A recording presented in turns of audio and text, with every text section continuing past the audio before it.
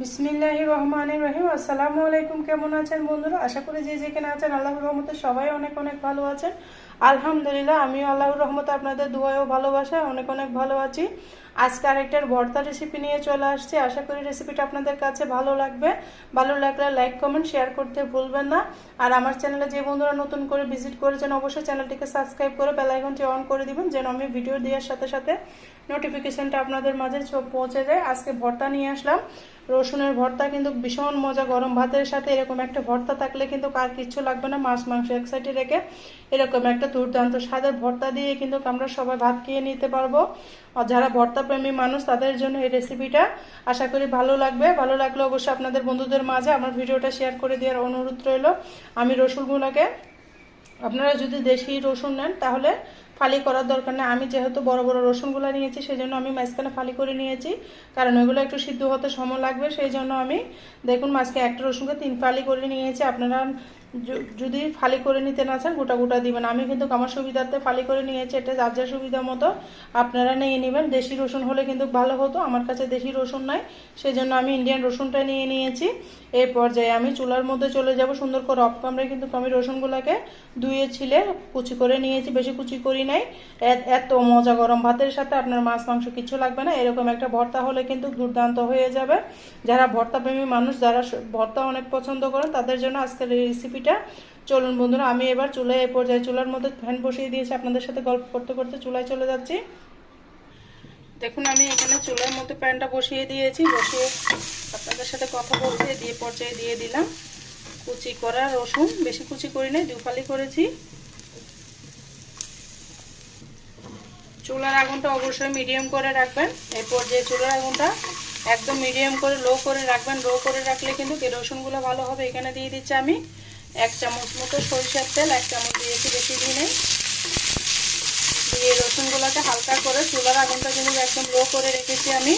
লো করে রসুনগুলোকে আমি ভালো মতো ভেজে নেব, একদম সিদ্ধ হওয়া পর্যন্ত ভেজে নিতে হবে। চুলার আগুনটা বারবার বলে দিচ্ছি আমি, চুলার আগুনটা কমিয়ে রাখবে, তাহলে এর পারফেক্ট একটা স্বাদ পাবেন, না হলে কিন্তু স্বাদ পাবেন না। এই পর্যায়ে আমি এগুলাকে নেড়ে চেড়ে ভালো মতো সিদ্ধ করে নিব। খালি করে দিয়েছি সেই জন্য সিদ্ধ হতে কিন্তু বেশি টাইম লাগবে না। অনেক মজা হয়, গরম ভাতের সাথে দুর্দান্ত লাগে। কার কার এই ভর্তা পছন্দ অবশ্যই কমেন্টসে বলে যাবেন। আর আপনারা এই রেসিপিটা বানিয়ে দেখে বানালে একদম আপনাদের মজাদার ভর্তা হবে। আমি স্টেপ বাই স্টেপ সবগুলো কীভাবে বানাচ্ছি একটাও সব দেখিয়ে দিব। আর বন্ধুরা, আমার ভয়েসের মধ্যে যদি কোনো ভুল ত্রুটি হয় অবশ্যই ক্ষমার দৃষ্টিতে দেখবেন। আমি অত গুছিয়ে কথা বলতে পারি না, আমার প্রিয় অপুরা কিন্তু অনেক গুছিয়ে কথা বলতে পারে। আমার প্রিয় অপুরা ভাইয়েরা সবাইকে অনেক অনেক ধন্যবাদ। আপনাদের সাপোর্টে আমি এত দূর এসেছি, ইনশাআল্লাহ আরও সামনের দিকে এগিয়ে যাব। তাই বন্ধুরা, আমার চ্যানেলে অবশ্যই যারা ভিডিও ক্লিক করেছেন অবশ্যই ভিডিওটা লাইক দিয়ে আমার সাথে পাশে থাকার অনুরোধ রইল। দেখুন এই পর্যায়ে আমার রসুনগুলো অল্প সিদ্ধ হয়েছে, চামচ দিয়ে কেটে যাচ্ছে। আর একটু সিদ্ধ করে নিলে হবে। চুলার আগুনটা বাড়িয়ে দিলে হবে কি আপনার রসুনটা পুড়ে যাবে, সিদ্ধ হবে না। সেই জন্য অবশ্যই চেষ্টা করবেন চুলার আগুনটা লো করে রেখে এই পর্যায়ে একটু নেড়ে চেড়ে সিদ্ধ করে নেওয়ার জন্য অবশ্যই চুলার আগুনটা একদম লো ফ্লেমে রাখবেন। আমি এগুলো নেড়ে চেড়ে ভালো মতো সিদ্ধ করে নিব। অনেক মজা হয়। দেখুন আমার রসুনটা প্রায় সিদ্ধ হয়ে গিয়েছে, একদম চামচ ঢুকে যাচ্ছে। ফালি করে দেওয়ার কারণে তাড়াতাড়ি হয়ে গেছে। আপনারা দেশি রসুন নিলে কিন্তু ফালি করতে হবে না। আমারটা যেহেতু ইন্ডিয়ান রসুন সেই জন্য আমি ফালি করে নিয়েছি। আমি স্টেপ বাই স্টেপ সব দেখিয়ে দেবো কিসের পরে কি করতে হয়। এইভাবে আমার মতো করে বানালে আপনাদের কিন্তু গরম ভাতের সাথে বা কেউ কোনো মেহমান আসলে এরকম রসুন ভর্তা বানিয়ে দিলে কিন্তু মাছ মাংস রেখে সবাই এই ভর্তা দিয়ে চেটে পুটে আঙ্গুল চেটে ভাত খাবে। অনেক মজা হয় গরম ভাতের সাথে, বিশেষ করে দুপুরবেলা এই ভর্তাটা বানালে ভাত দিয়ে খেতে ভীষণ ভালো লাগে। রাতের বেলা কিন্তু কত ভর্তা ভালো লাগে না আমার কাছে। দুপুরবেলায় ভর্তা বা শাক যে কোনো আইটেম কিন্তু দুপুরে ভালো লাগে, রাত্রেবেলা আমার কাছে অতটা ভালো লাগে না।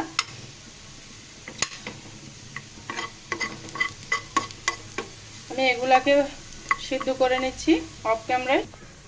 দেখুন বন্ধুরা, এই পর্যায়ে কিন্তু আমার রসুনটা একদম ভাজা হয়ে গিয়েছে। চুলার আগুনটা একদম লো করে রেখেছি। দেখুন একদম সিদ্ধ হয়ে গেছে। আমি এখন নামিয়ে নিব।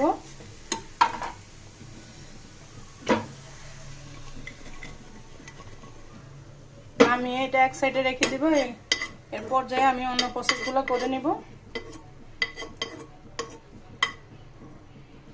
একটু পুরা পুরা হলে কিন্তু ভীষণ ভালো লাগবে। তারপর দিয়ে দিচ্ছি আমি আবারও আধা চামচ মতো সরিষার তেল, বেশি দিনে আধা চামচ মতো দিয়েছি। দিয়ে দিলাম কিছু শুকনো মরিচ, জাল করে বানাবো সেই জন্য বেশি করে শুকনো মরিচ দিয়েছি। আপনারা আপনাদের পছন্দ মতো দিয়ে দিবেন শুকনো মরিচ, কাঁচা মরিচ, যেটা দিয়ে খেতে আপনাদের ভালো লাগে। আপনাদের মতো চুলার আগুনটা কিন্তু কমিয়ে রেখেছি, কারণ যখন মরিচ ভাজবেন তখন চুলার আগুনটা সবসময় কমিয়ে রাখবেন। কারণ বন্ধুরা, সবসময় চুলার আগুনটা কমিয়ে মরিচটা ভেজে নেবেন, না হলে কিন্তু উপরে স্কিনটা পুড়ে যাবে, ভিতরে কিন্তু খাবে না। সেই জন্য অবশ্যই চুলার আগুনটা কমিয়ে মরিচগুলো ভেজে নেবে সুন্দর করে। দেখুন আমার মরিচগুলো একদম পারফেক্টভাবে ভাজা হয়ে গিয়েছে। এই পর্যায়ে আমি নামিয়ে নিব।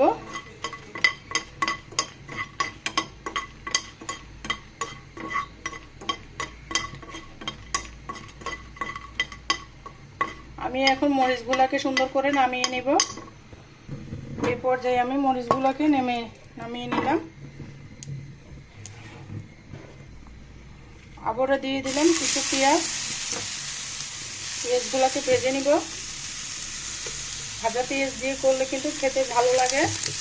1 চামচ মতো দিয়ে দিয়েছি সরিষার তেল। দিয়ে আমি পেঁয়াজগুলোকে ভাজা পর্যন্ত অপেক্ষা করতে হবে। এই পর্যায়ে আপনারা চুলার আগুনটা বাড়িয়ে দিলে পেঁয়াজটা তাড়াতাড়ি হয়ে যাবে। চুলার আগুনটা বাড়িয়ে দিলে কোনো সমস্যা নেই। এখন আমি চুলার আগুনটা বাড়িয়ে দিয়েছি, বাড়িয়ে পেঁয়াজগুলোকে ভেজে নিচ্ছি।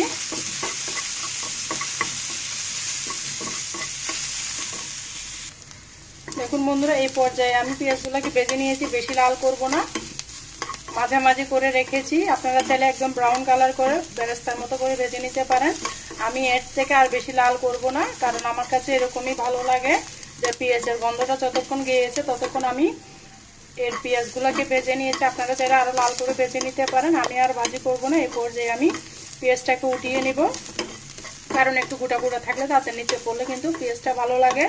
সেই জন্য আমি এবার এই পর্যায়ে পেঁয়াজগুলো উঠিয়ে নিব।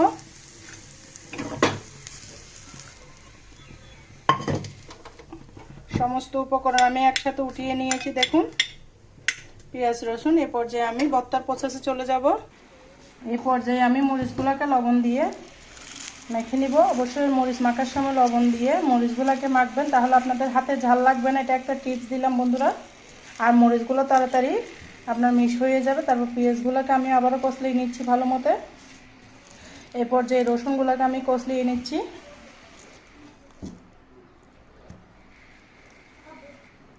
অবশ্যই ভালো মতো কষলিয়ে নিতে হবে। আমি অফ ক্যামেরায় কষলিয়ে আসতেছি বন্ধুরা। দেখুন বন্ধুরা, আমি ভালো করে কষলিয়ে নিয়েছি। এই পর্যায়ে দিয়ে দিব একটু কাঁচা পেঁয়াজ। এটা আপনারা চাইলে স্কিপ করতে পারেন, আমি দিয়েছি, আমার কাছে কাঁচা পেঁয়াজ দিলে ভালো লাগে। দিয়ে দিলাম ধনেপাতা। আবারও অল্প একটু লবণ দিয়ে এগুলোকে কষলিয়ে নিব, কারণ ভর্তার মধ্যে মরিচটা যত বেশি কষলাবেন তত ভর্তার স্বাদটা দ্বিগুণ বেড়ে যাবে। এই পর্যায়ে আমি এগুলো সব মেখে নেব। তারপরে এখানে যাবে একটু লেবুর রস, অর্ধেক লেবুর রস দিয়েছি। লেবুর রসটা দিলে খেতে ভীষণ ভালো লাগবে। দিয়ে আবারও কষলিয়ে নিচ্ছি আমি। যত মাখবেন ভর্তার টেস্টটা কিন্তু দ্বিগুণ বেড়ে যাবে। দেখে কত ইয়ামি লাগতেছে, খেতে তো তার থেকেও দ্বিগুণ মজা। একটু দিয়ে দিলাম সরিষার তেল। কাঁচা সরিষার তেল দিলে ফ্লেভারটা ভালো লাগে, সেই জন্য দিয়ে দিয়েছি। কেমন হয়েছে আমার ভর্তার রেসিপিটা অবশ্যই বন্ধুরা কমেন্টসে বলে যাবেন। আর ভিডিওটা ভালো লাগলে লাইক কমেন্ট শেয়ার করতে ভুলবেন না।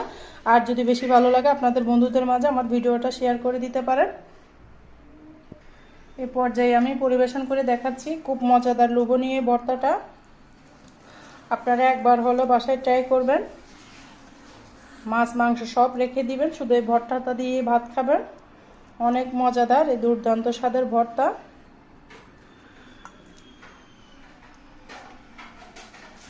কেমন হয়েছে আমার ভর্তার রেসিপিটা অবশ্যই বন্ধুরা কমেন্টসে বলে যাবেন। আর এতক্ষণ পর্যন্ত আমার ভিডিও জুড়ে যারা ছিলেন সবাইকে অসংখ্য অসংখ্য ধন্যবাদ, অনেক অনেক ভালোবাসা। সবার জন্য শুভকামনা ও দোয়া রইল। আজকের মতো আমি এখানেই বিদায় নিচ্ছি। পরবর্তী ইনশাল্লাহ আরও নতুন আরেকটা রেসিপি নিয়ে আপনাদের মাঝে চলে আসবো। ততক্ষণ পর্যন্ত সবাই ভালো থাকবেন, সুস্থ থাকবেন, আমার জন্য আমার পরিবারের জন্য দোয়া করবেন। আল্লাহ হাফেজ, আসসালামু আলাইকুম।